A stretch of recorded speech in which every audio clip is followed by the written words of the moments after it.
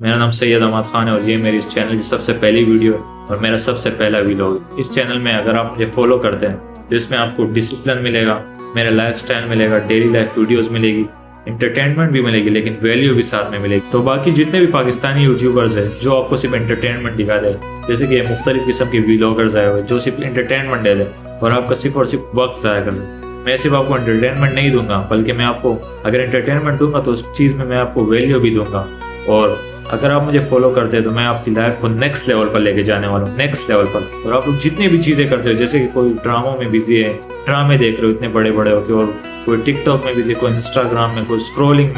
میں ان سب چیزوں کو چینج کرنے والا ہوں اور آپ سب کو میں بدلنے والا ہوں۔ جو بھی میرے ساتھ میری جرنی میں شامل ہوگا اس کی لائف مکمل طور پر بدلنے والی ہے، اور جو شامل نہیں ہوگا اس کی لائف ادھر ہی رہے گی جس طرح سے وہ پہلے ہے۔ تو اگر آپ لوگ کو یہ میسج اچھا لگا تو اس ویڈیو کو لائک کریں، چینل کو سبسکرائب کریں اور ویڈیو کو شیئر بھی کریں، تاکہ میں ان تمام لوگوں کو بدل کے رکھ دوں۔ ملتے ہیں اگلی ویڈیو میں۔